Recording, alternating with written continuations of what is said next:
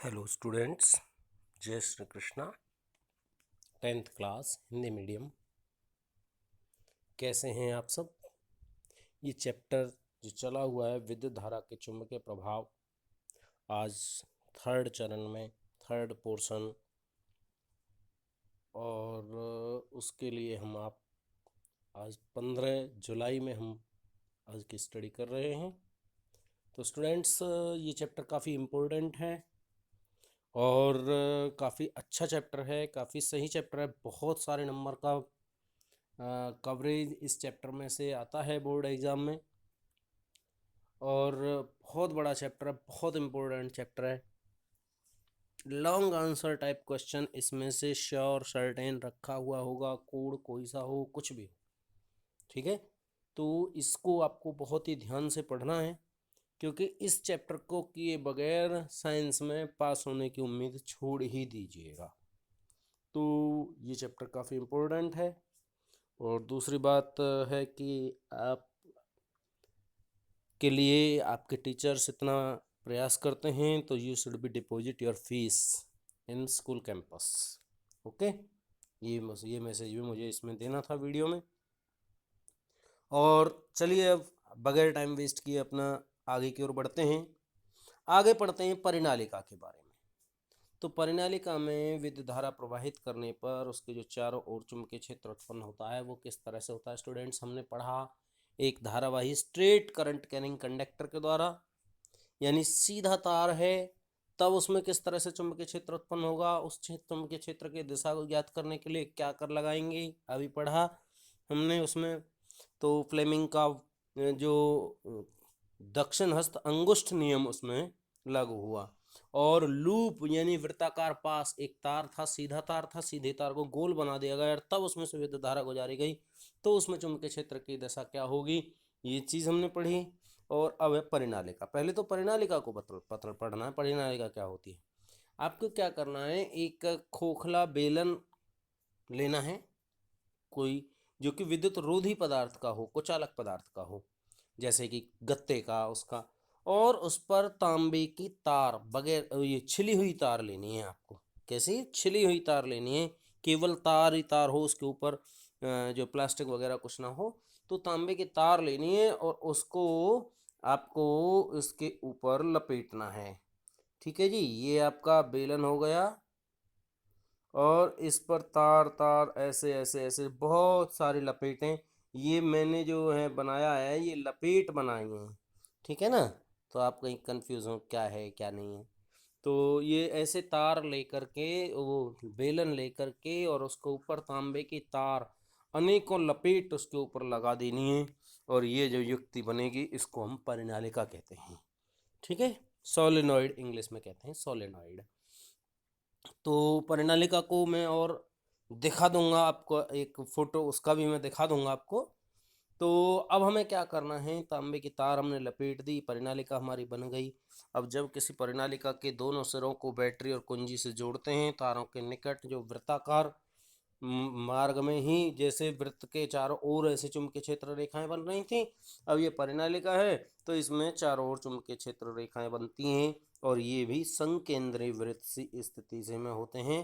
ठीक है, ऊपर ऊपर नीचे नीचे इस तरह से।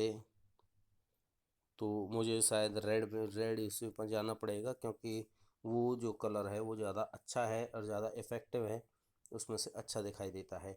ठीक है, तो ये इस तरह से तारों के आसपास जो है वो चुंबकीय क्षेत्र रेखाएं पनपती हैं, अलग अलग होती हैं, संकेंद्रीय होती हैं।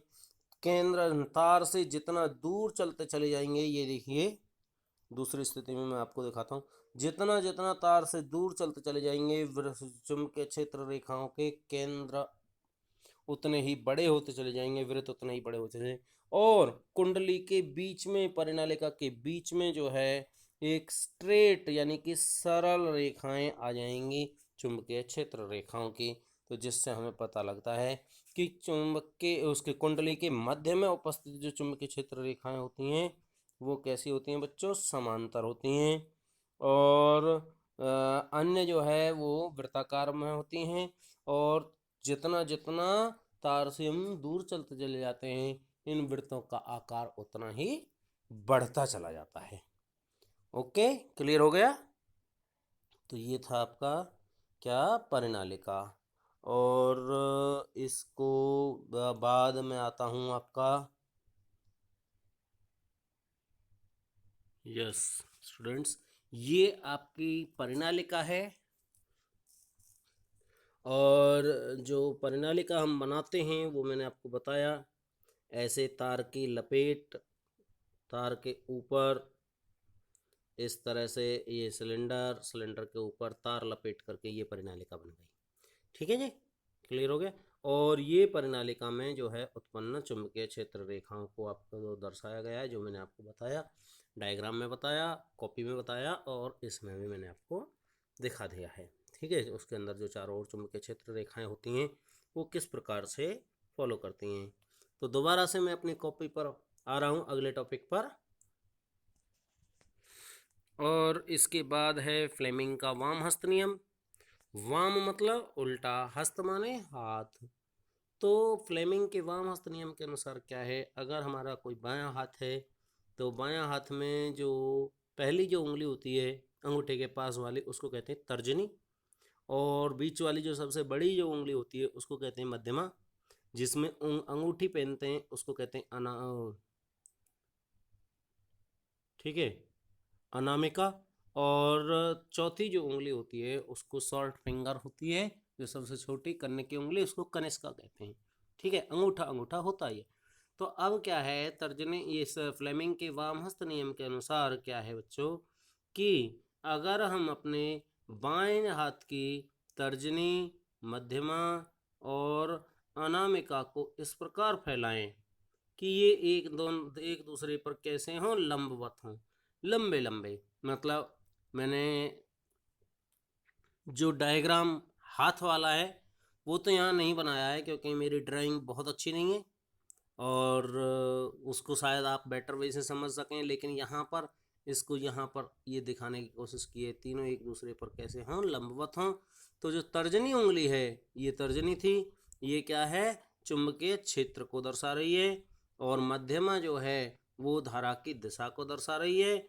और अंगूठा जो है वो विद्युत धारा पर, जो धारावाही चालक है उस पर लगने वाला बल, यानी चालक जिस दिशा में गति करेगा उस गति की दिशा को दर्शा रहा है। 2 पॉइंट हम दर्शाएंगे, ध्यान रख लेना।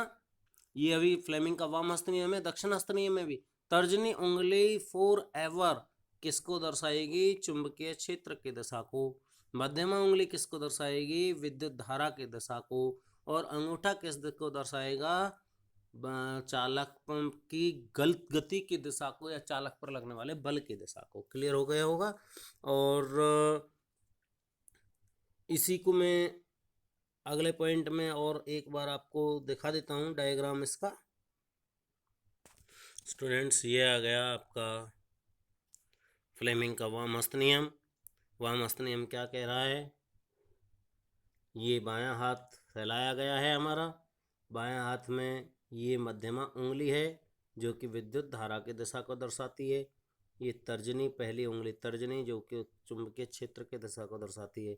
और अंगूठा लगने वाले बल की दिशा को दर्शाता है। अब वाम हस्त नियम की बात है तो बाएं हाथ के ये तर्जनी, मध्यमा और अंगूठे को ऐसे फैलाना है लंबवत। हाँ, तो वाम हस्त नियम अगर हमें बताना है तो बल को बाद में बताना है। मेरी बात समझ में आ रही है। देखिए, वाम हस्त नियम और दक्षिण हस्त नियम में बहुत बड़ा अंतर नहीं है, आगे दक्षिण हस्त नियम भी आएगा। तो वाम हस्त नियम के फॉर जो है वो क्या है, जो विद्युत मोटर जो काम करती है वो वाम हस्त नियम के उस पर काम करती है। तो इसलिए वाम हस्त नियम को मैं पहले बता रहा हूँ। और इसमें हमें क्या करना है, वाम हस्त नियम में जो अंगूठा है, अंगूठे की दिशा यानी कि विद्युत जो धारावाही चालक है, चालक पर लगने वाला जो बल है वो पीछे दिखाना है और अंगूठे की दिशा में दर्शाना है और बाद में दर्शाना है वाम हस्त नियम में। और दक्षिण हस्त नियम में क्या है, विद्युत धारा की दिशा को बाद में बताना है, पहले बल और चुंबकीय क्षेत्र का वर्णन करना है। तो इसमें जो है ये तीनों एक दूसरे पर लंबवत हों, तर्जनी चुंबकीय क्षेत्र की दिशा, मध्यमा प्रवाहित धारा की दिशा की ओर संकेत, तो अंगूठा गति की, चालक की गति की ओर जो है वो करता है। और ये जो सिद्धांत है विद्युत ऊर्जा को यांत्रिक ऊर्जा में रूपांतरित करता है ये विद्युत मोटर। और ये सिद्धांत यही है कि जब किसी धारावाही चालक को चुंबकीय क्षेत्र में रखा जाता है तो उसके ऊपर एक बल लगता है। ठीक है, तो ये जो है चुंबकीय विद्युत मोटर का सिद्धांत है। ठीक है, तो आज की जो वीडियो है बच्चों वो यहीं पर समाप्त होती है, क्योंकि अगली वीडियो काफ़ी लंबी होने वाली है और वो अकेला टॉपिक ही एक दिन में कवर हो पाएगा। तो थैंक्स अ लॉट।